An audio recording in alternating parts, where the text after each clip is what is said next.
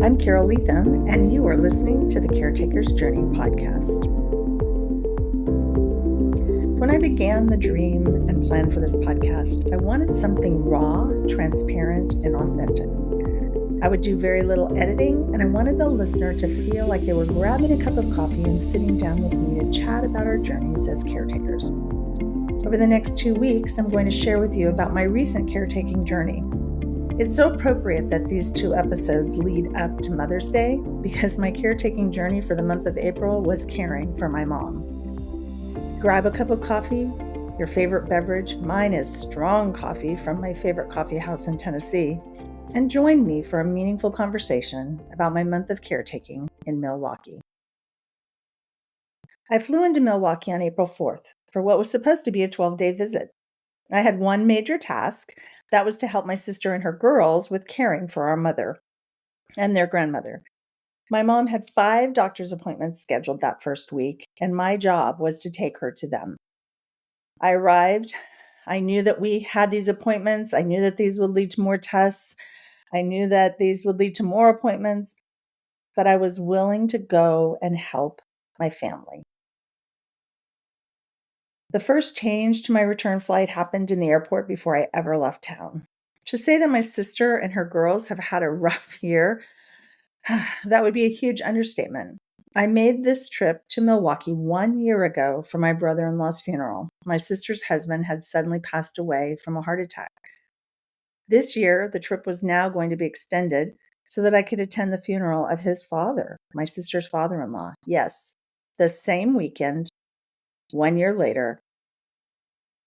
And the year between these 2 funerals represents so many hard days, so much grieving, and so many tough choices.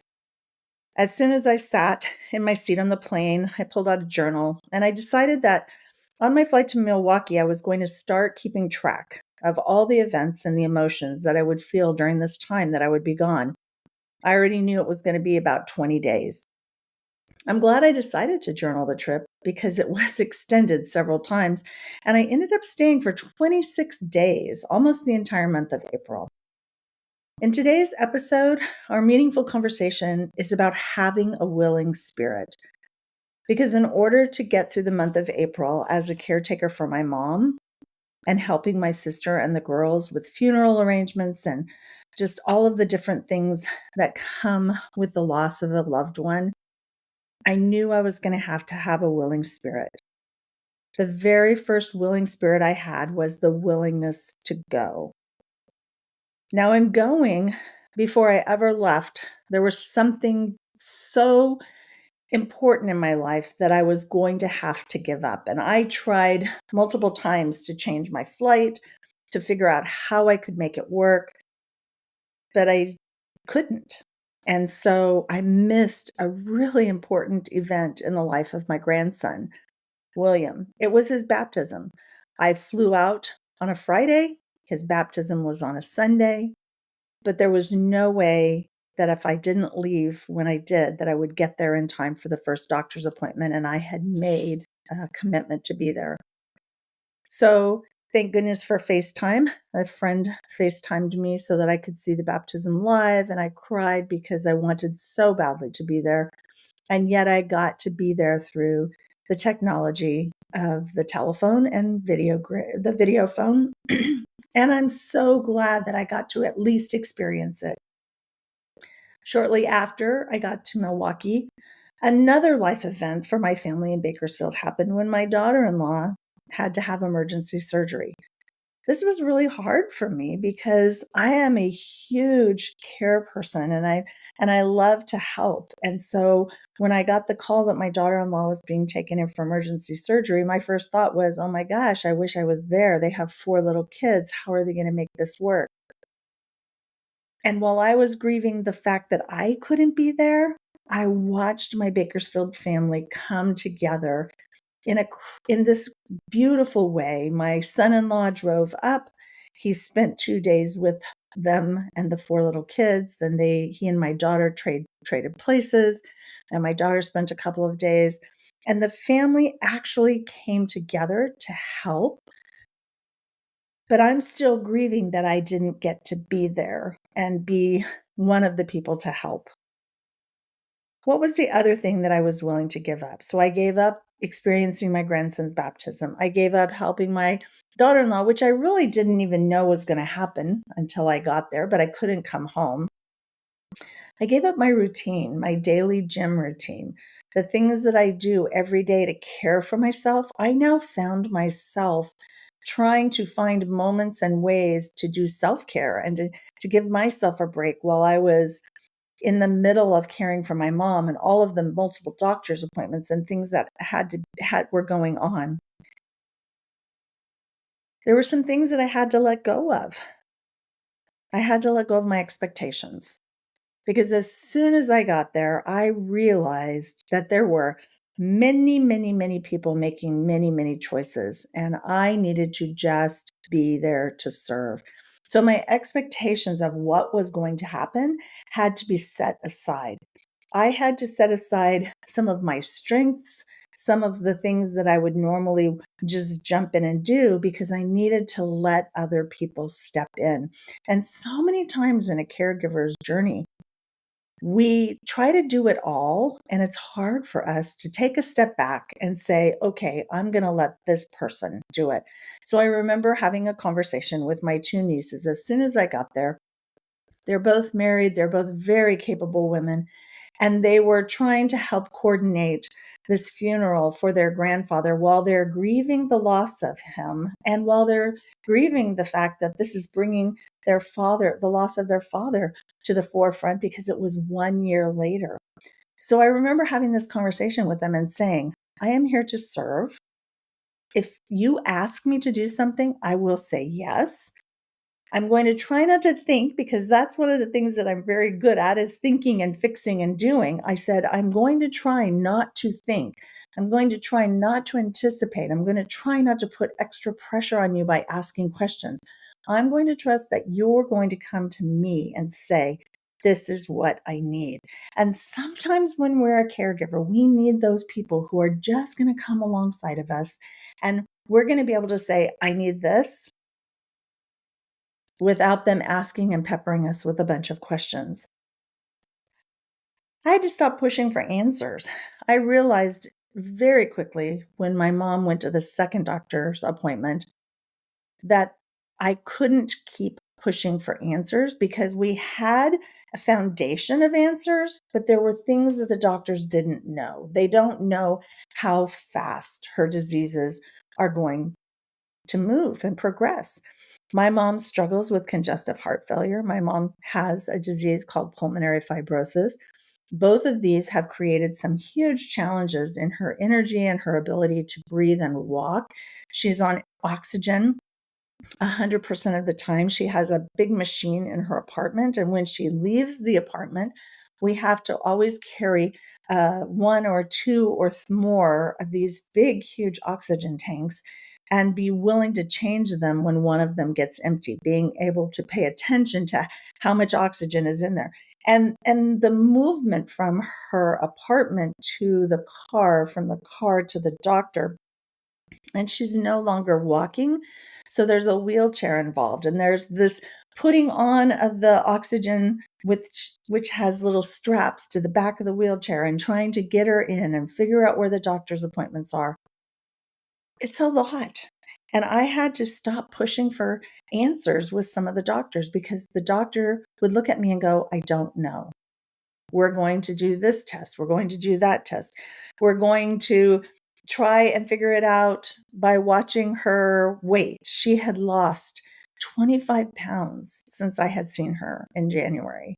And when I walked in and saw her the very first time, it was so shocking to me that I had to actually take a step back and kind of walk to the other side of the room and take a couple of deep breaths because she had lost so much weight. And I knew that there was a reason for this, but we couldn't figure out what the reason was.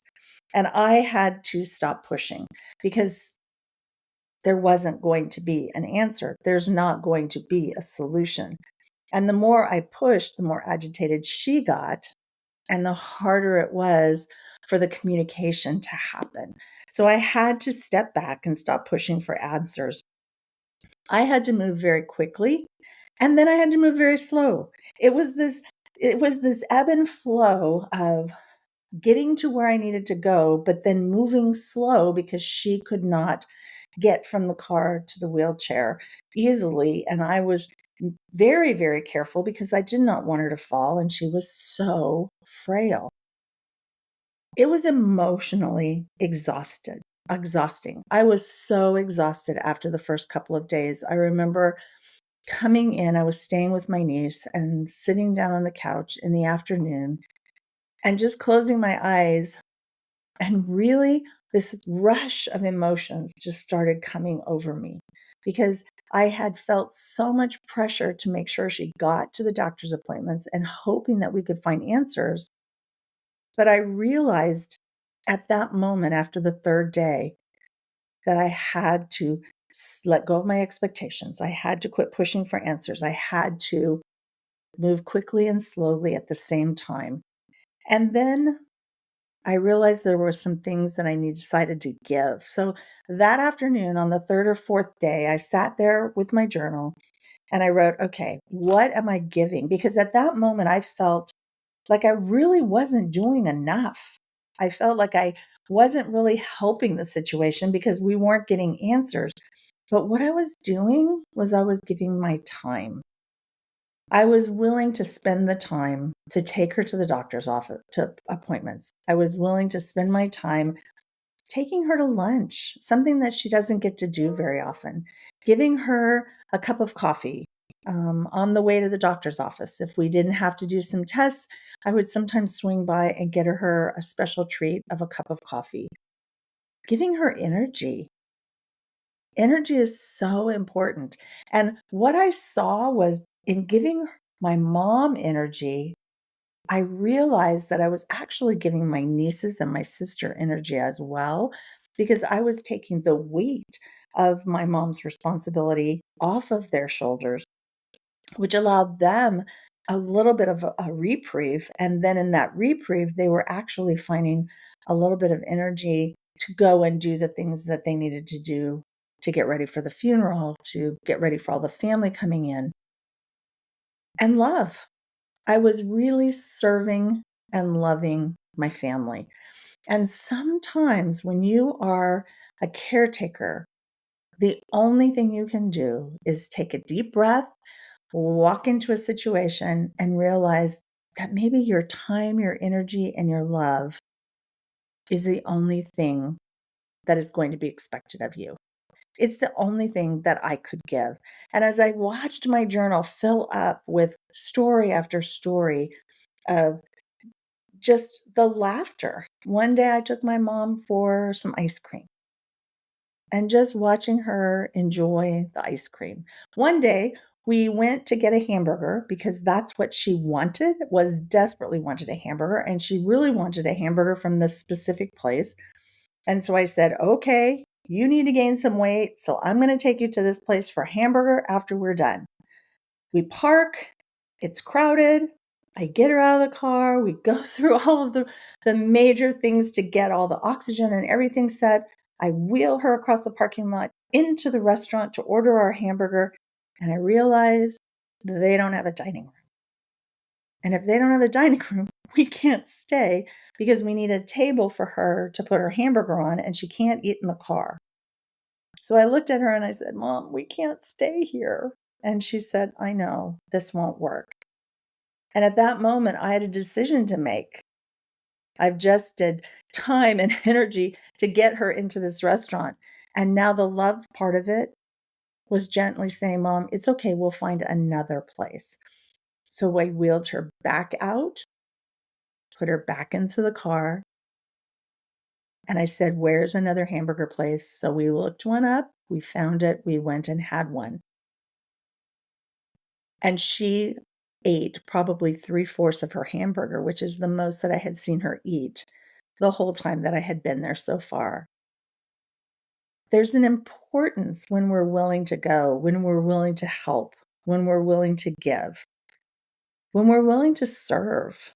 And there was some things that I found when I was willing to serve that I had to give up. And one of the things that I had to give up was I had to give up helping and I had to start serving.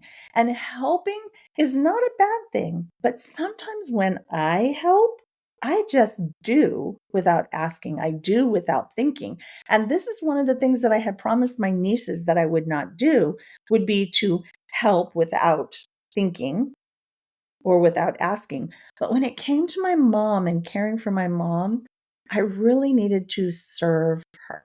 I really needed to have this attitude that I am here for this week to 10 days, which is now going to be 25 to 30 days. I needed to serve her.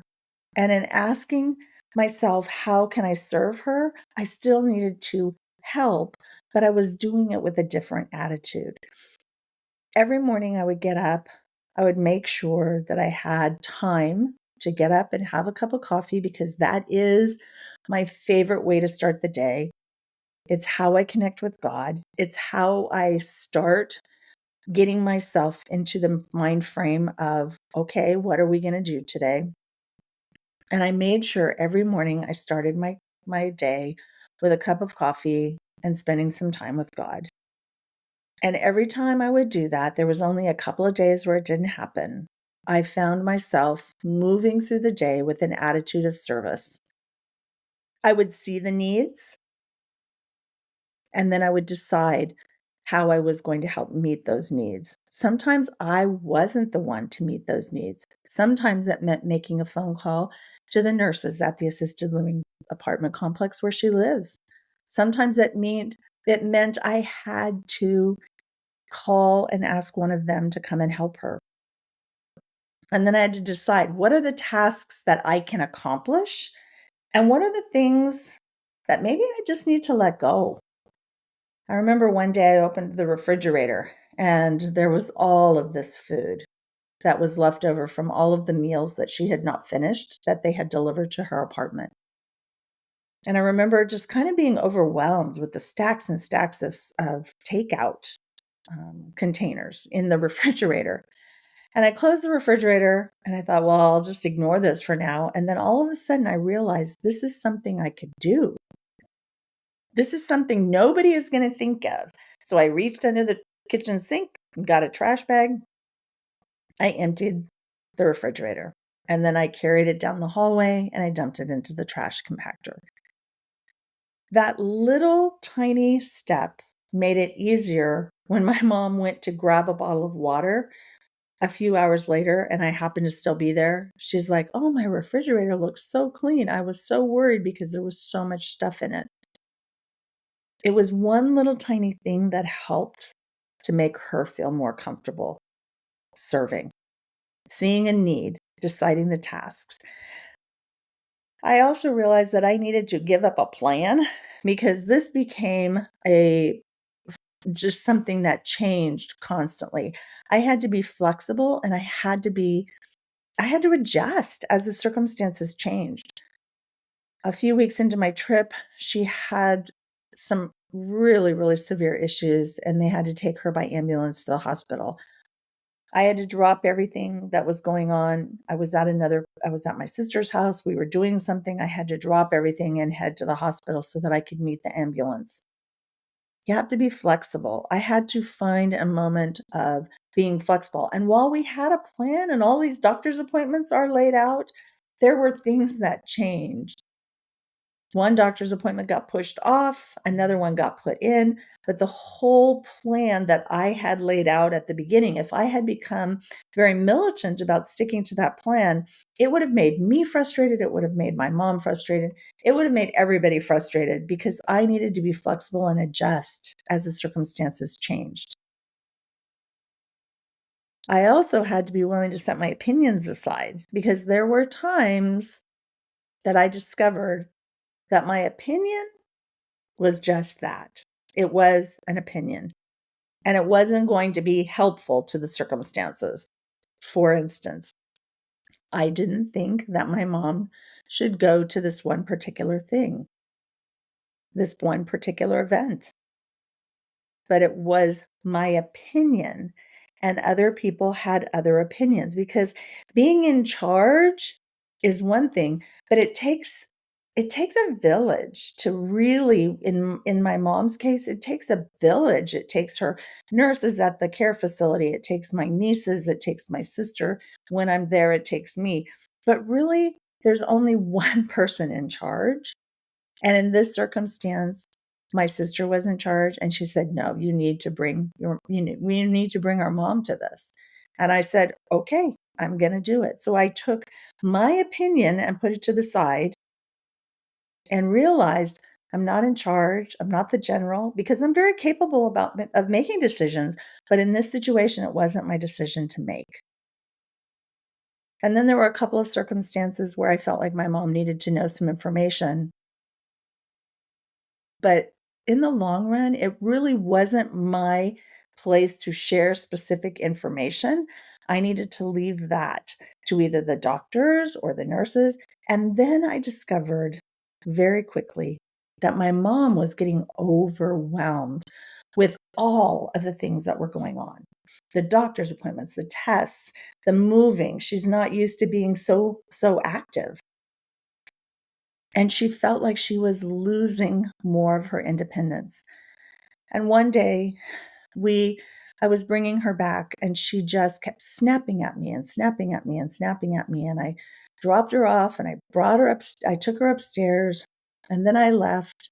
And as I got to get ready to get in the car, I thought, you know what? I need to go back upstairs. So I went back upstairs and I sat down next to her and I said, Mom, what's going on?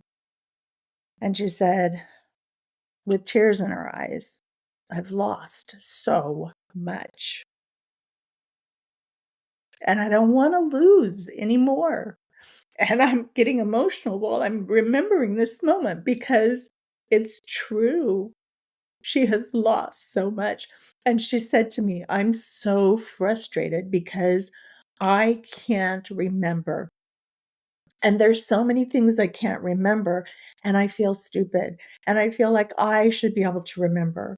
And so we sat for a few minutes and I held her hand. And I just told her she's not stupid because she's not.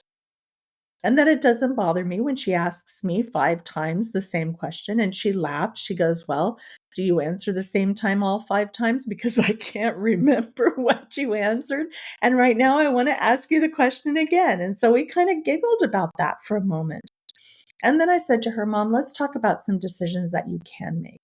Because she's fallen a lot recently. And so we had to get a necklace that goes around her neck that helps to notify the nurses or the emergency services when she falls, because we had a situation in February where she fell and it was after the hours where they checked on her and she spent the whole night on the floor, and we don't want that to happen again. So we had to get this necklace. And she said to me, when we were talking about decisions, she said, just like this, did you tell me about this? Because I don't think you told me about this. And she had her hand on the necklace and she accidentally pushed the button and it called the EMTs to the box in the apartment. And then we started giggling because she said, okay, I think I do remember that noise over there. And I do remember that you told me.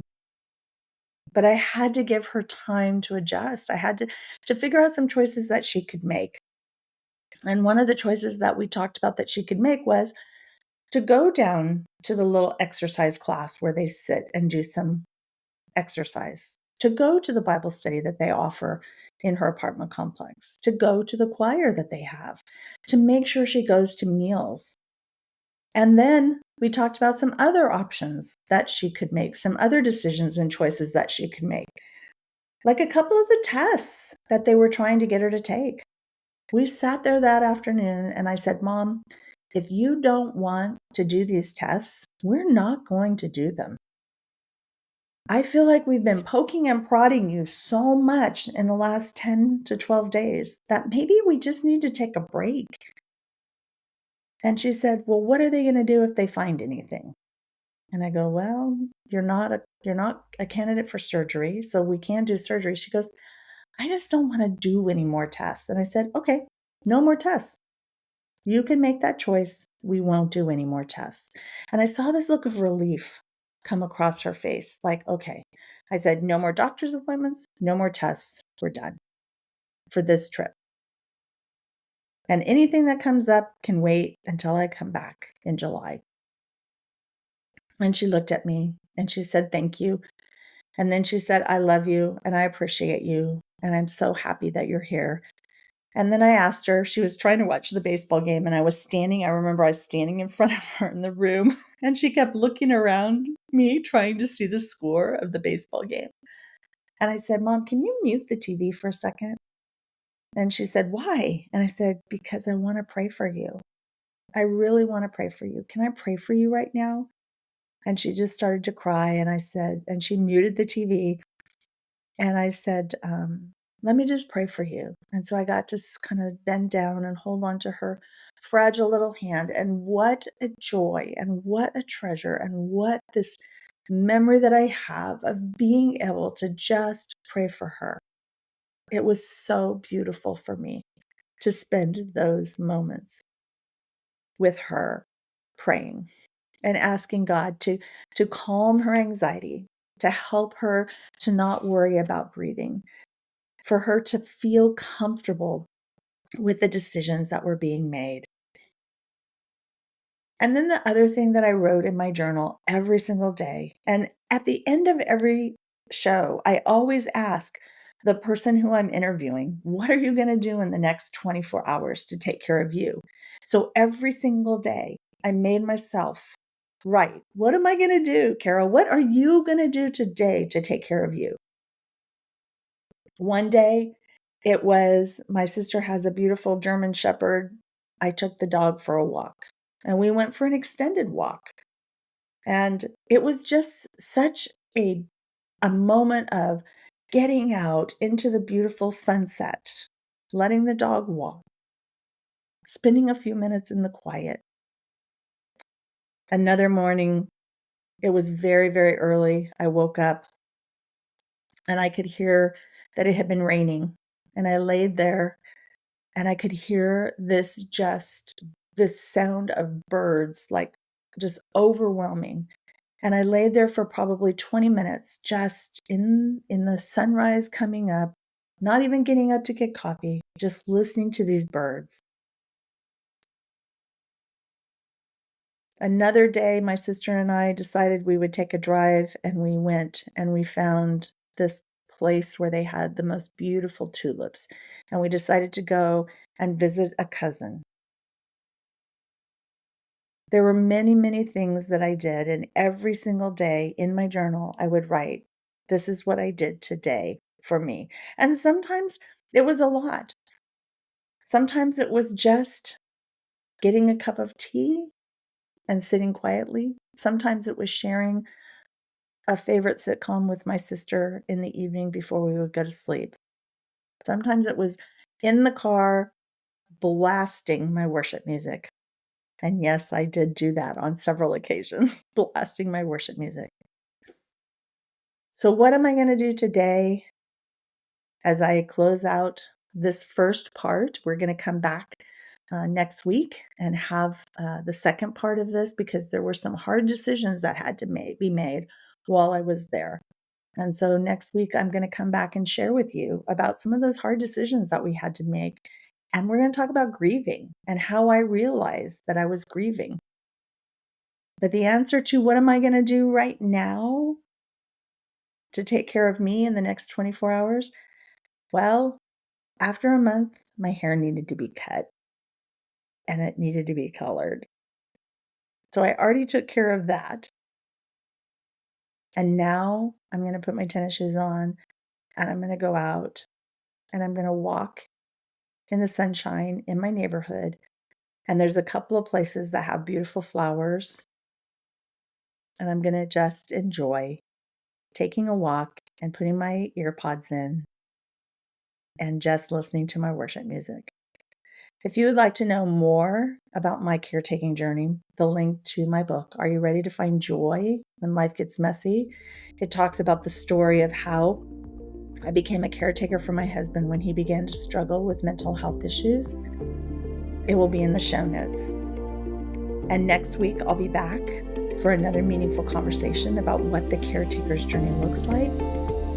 And we'll dive into the conversation of grief and how change and caretaking brings grief in its on the road. And so I hope you have a great week. I hope you enjoy and find something to do for you. And since I don't have a guest to ask, I'm going to challenge each one of you to go out and do something for yourself. Until next time, it's all about